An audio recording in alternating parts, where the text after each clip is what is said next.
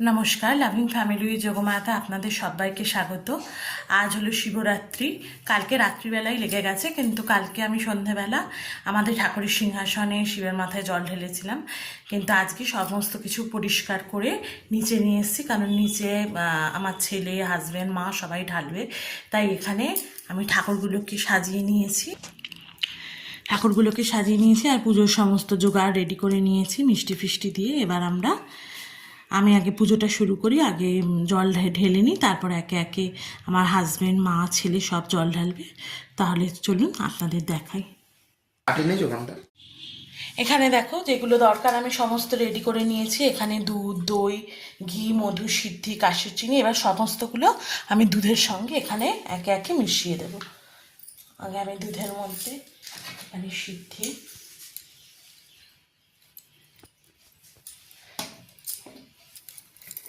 ঘি,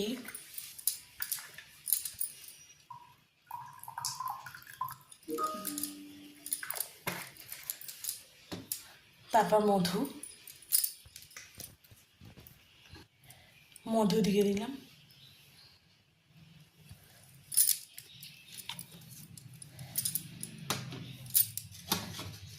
সামান্য অল্প একটু চন্দন,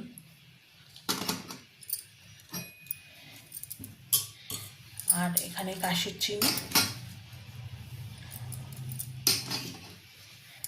আর এখান থেকে আমি দই দিয়ে দেবো। এবার এটাকে একটু ভালো করে মিশিয়ে নিয়ে তারপর আমি কিন্তু ঢালবো। এবার আমি পঞ্চামৃতটাকে রেডি করে নিয়েছি। এবার আমি পুজো শুরু করছি। তার আগে ঠাকুরের মাথায় একটা বেলপাতা দিয়ে নেব।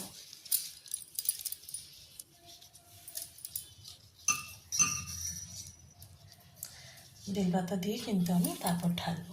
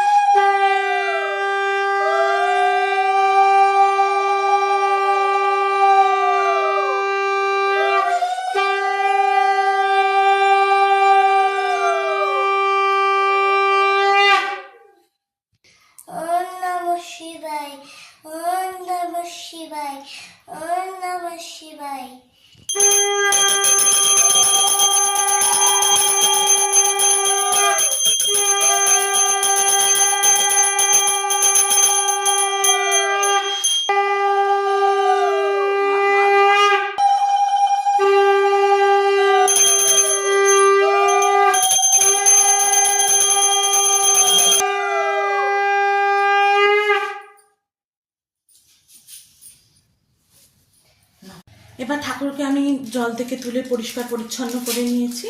এবার কিন্তু আমি ঠাকুরকে ফুল দিয়ে সাজিয়ে নেব। আগে আমি এখানে পৈতেটা দিয়ে দিচ্ছি, আর এবার ঠাকুরকে মালা, বেলপাতা এগুলো দিয়ে নেব।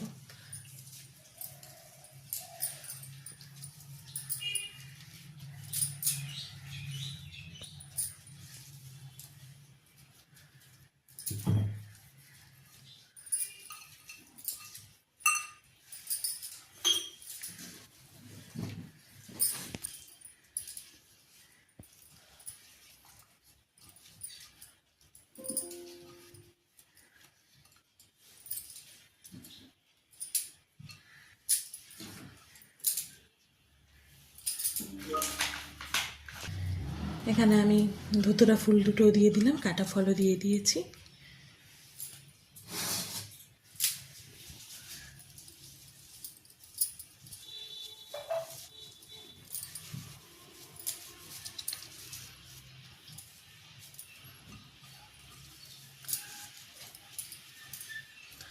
ঠাকুরকে সাজিয়ে নিয়েছি, এবার আমি ঠাকুরকে আরতিটা করে নেব।